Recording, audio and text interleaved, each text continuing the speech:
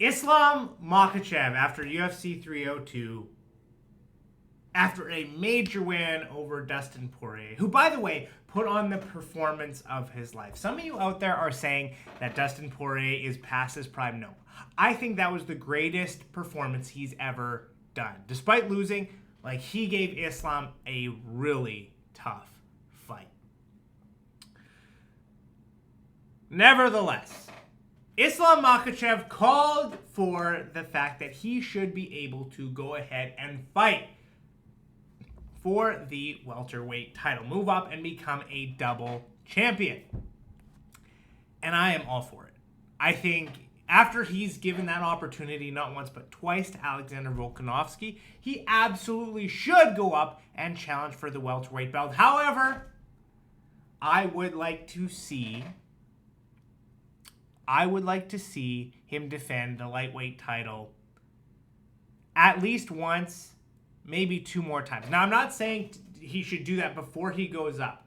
But what I am saying is that maybe he goes up, challenges for the welterweight belt, and then in the meantime, they do an interim title fight between maybe...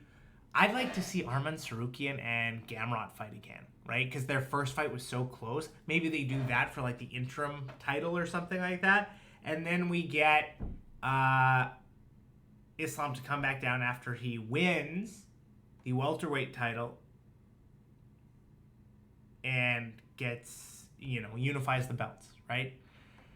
Or, because right now Leon's busy, right? Leon's fighting Bilal, and there is this conversation, Islam said in an interview prior to UFC 302 that if Bilal beats Leon, he might not want to go ahead and fight Bilal for the title, right? And Bilal said that, if he's the champion, if he wins, he wants Islam to jump over welterweight and maybe go up to 185 and challenge for a belt. I don't know what's going to happen there, but they have trained together, they're friends, they're Muslims, they're comrades, all these type of things. So I don't see a situation where he and Bilal fight each other. But that being said, a lot of people think that Bilal is not going to win at 170.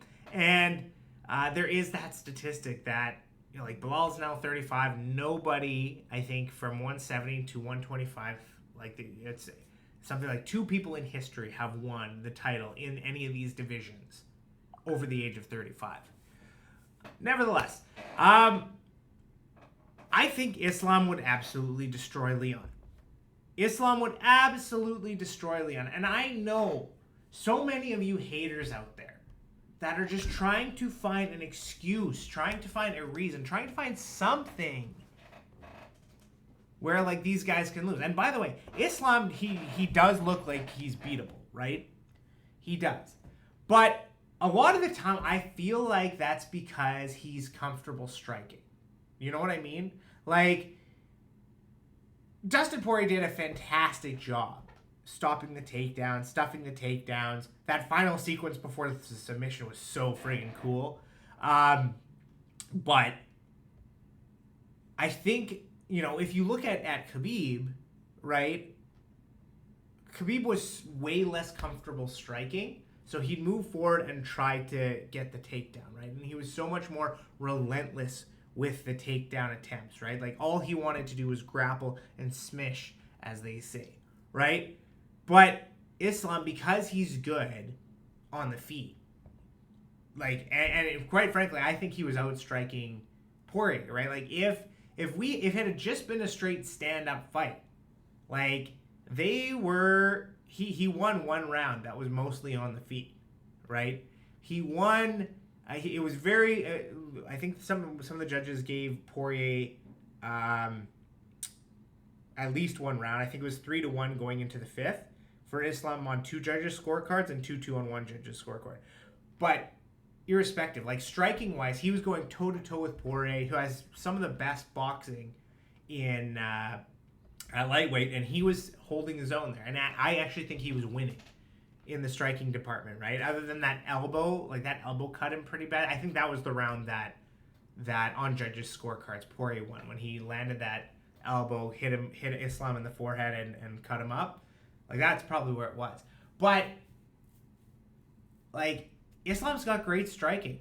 So if we match him up against Leon, right, he should be able to take him down, at least in the same fashion that Colby Covington did. Like them and Colby are the same size. He should be able to take him down the way Usman did. Now Leon's gotten better and gotten way better takedown defense, but like the grapple, it's just a question, right, of what's the grappling level, because Usman is a great wrestler, but at the same time he's comfortable striking. He likes to stand out, keep it standing, right? And Islam likes to keep it standing too. So it's one of these things, but I just don't see a scenario where Leon can stop the takedowns of Islam, because even if Islam doesn't do the wrestling side of it, he has those judo trips. He has, a lot of work in the clinch. I think that he would completely overwhelm Leon in that regard, and he can stand and strike. He's got some crazy good defense, some amazing striking accuracy, as we saw. Now, Leon is probably a much better, appears to be a much better fighter than Dustin Poirier, right?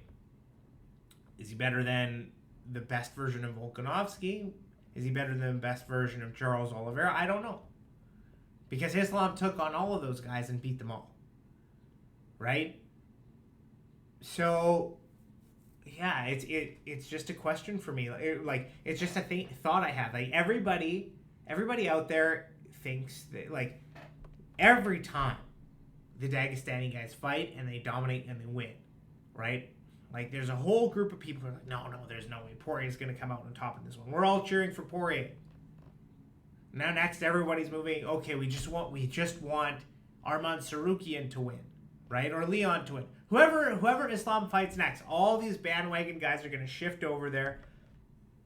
They're haters, right? They're just haters. Like, they have to critique and criticize and, just trash Islam Makhachev, because they just, the Western fighters don't do enough. That's the bottom line, right?